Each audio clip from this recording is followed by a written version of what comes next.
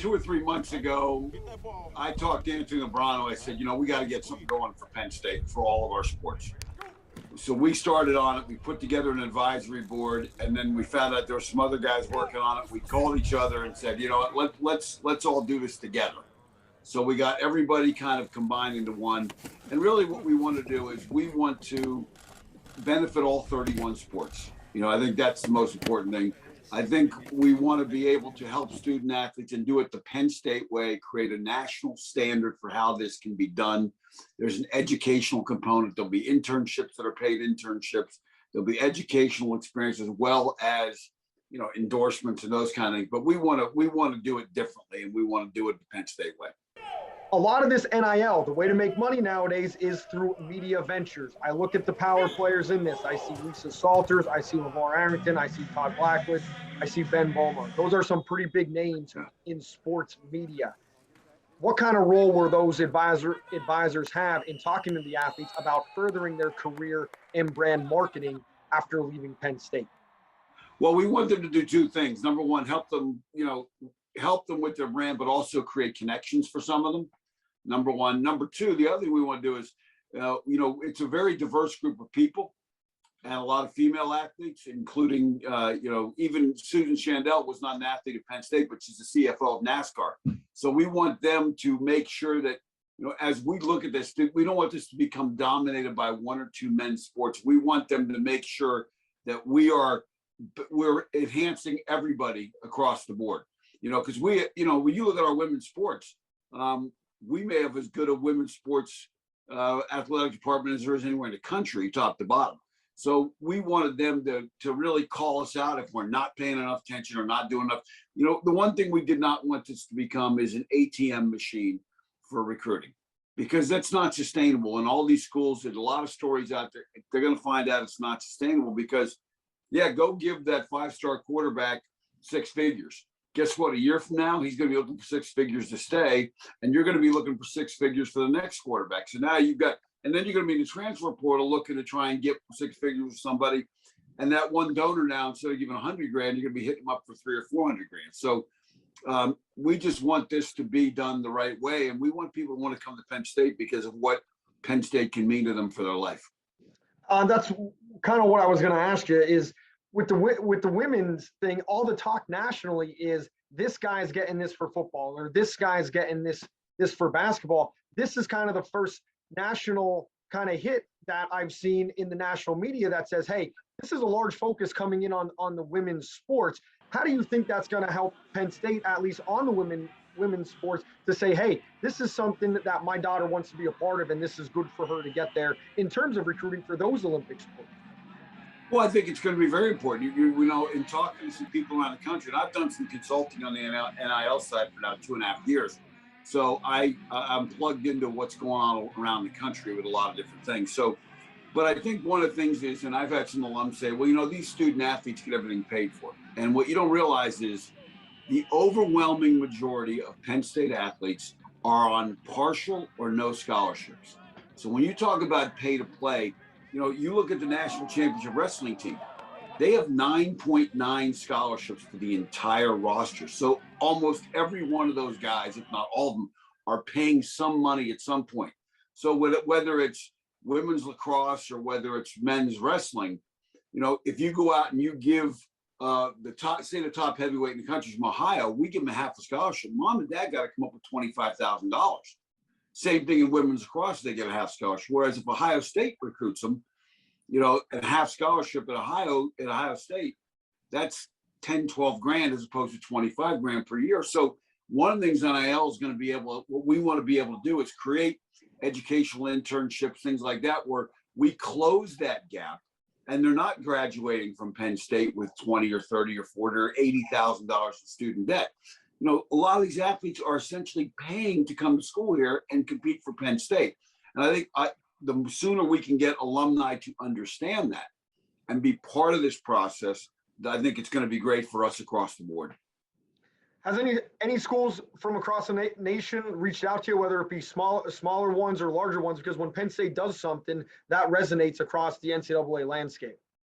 I think they will in time. I've had some conversations with some people that are further down the road than we are, on this and gotten some feedback from them. And, you know, we're not looking for the same donors, obviously. So that, you know, we'll share notes in terms of how you approach and how you get money into these collectives to help your student athletes. But yeah, we want to set ourselves apart. You know, one of the things that drives me nuts as a trustee is we get these presentations about peer institutions. And I, all my life, have never believed there's such thing as a peer institution for Penn State, because I've always felt like we're better than everybody. So we want to make this collective one of a kind. We want it to be the first of its kind. And we want, when the NCAA, if and when they ever get around to writing legislation, and if Congress ever gets around to writing legislation, we want to be one of the people they call and say, how are you guys doing this? And tell us how you're expanding this beyond just trying to hand money to recruits. Because that's not, again, that's, if they're only coming because you outbid somebody, with the transfer portal, they can be right back at it in a year. And now it's like, hey, you know, I'm going to the highest bidder. That said, in talking to people around the country, a lot of players that are in the transfer portal are a little surprised that the market isn't more robust. And what you're starting to see now, even after it hasn't even been a year, is companies are saying, what's our return on investment if we put somebody in a commercial? And realistically, look at the NFL. How many NFL players have real national ad campaigns they're involved in? There's not a lot. And college football is even more regional than the NFL. What are people going to get when they sign up? What is the person in Hazleton, Pennsylvania, when they become a part of this? What are they going to be able to say, hey, I got this because I signed up under the Success with Honor NIL deal? Those are things we're still working on. But I think one of the biggest things is they can direct, when they sign up and say, I'm going to give X amount of dollars per month towards, they can direct where it goes. They want it to go to football, they can go to football. If they want to give it to an educational situation where we're going to have, down the road, we'll have internships set up that'll say, these 3 women's lacrosse players or soccer players are looking for internships and we can fund them. So they'll get a connection with the student athletes in that way, where they'll realize I helped women's volleyball with this. Now we'll have some events and some programming as we go. But that's all. We're in the very early start part of this. But yeah, we do plan on doing some things that they'll get something out of.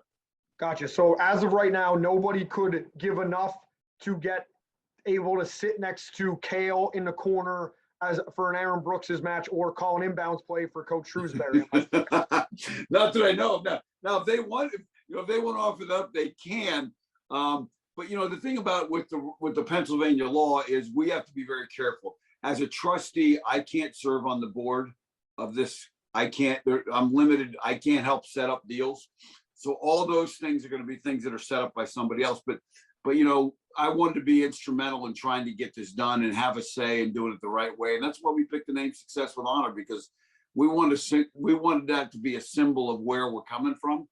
And we want this to kind of mesh with what Penn State has been all about for so many years. I was going to say, you know, you look at the name Ira being on there, you yourself being on there, Anthony being on there, Todd, and names like that. How important was that name, Success with Honor, to be the one, to be the branding name for this organization?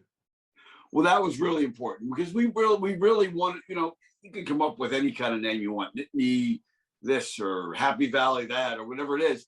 But, you know, for the fan base that understands the tradition of Penn State and the fan base that's really believes in what we've always been about, those 3 words mean something. And they, you know, that was the slogan for a number of years until about 10, 11 years ago. And some people made the decision we weren't going to use it anymore. And that's fine. So we have the trademark to it and we've got it and we're going to use it. We're going to, you know, I think one of the things people don't realize about college sports is college sports, so much of it is rooted in tradition. People come to Penn State games because they've been doing it for a number of years, and people identify with Penn State because of they remember this game or that game, or they went here and those kind of things. So we wanted to really root it in tradition. And I think when you look back in the late 60s, when Joe Paterno came here, you know, it was a time of growth in college athletics, and he started the grand experiment to really set Penn State apart. And we're looking at this as kind of in a new age when money is just flowing. A lot of things are happening very, very quickly. we wanted to use that and kind of, this is almost like a grand experiment of the NIL age, and that's how we look at it. What was the reaction, or has there been a reaction? I know Sandy has the retirement papers in and is getting ready to ride off into the sunset, into the easy street life. Has there been any reaction from coaches that have reached out to you or the athletic department to say, hey, this is a good thing, that we're partnering together with this? Well, I know a number of coaches for years because a lot of them have been around for a while. Mm-hmm. And, a lot of them were very, not uptight, but just impatient, kind of just, hey, what's happening with the collective? What's happening with the collective? And I said, look, I can't talk to you guys directly. I can't make tell you what deals are going to happen, but we're working on it. This is our plan. This is what we want to do. And we've gotten really, really good feedback. And, Sandy retired. I'm like, oh, great. We get the collective done. Now you walk on us. Like you can't leave now. We just got this done, but no, I think the feedback's been really good. And, Katie Schumacher Colley's new volleyball coach. I've known her for years. And, she's kind of given me some information in terms of what's going on in the landscape. Russ Rose, I've talked to. I talked to Erica Walsh. I've talked to a number of different coaches. Jeff Tamburoni with men's lacrosse. Guy Gadowski with hockey. I mean, a lot of them are trying to figure out what the new world looks like. And that's one of the things we want to be able to try and do is get information from others and see so they don't have to research the marketplace. We'll do that for them and just tell them we have these programs in place. And then I have to get out of it because I'm a trustee.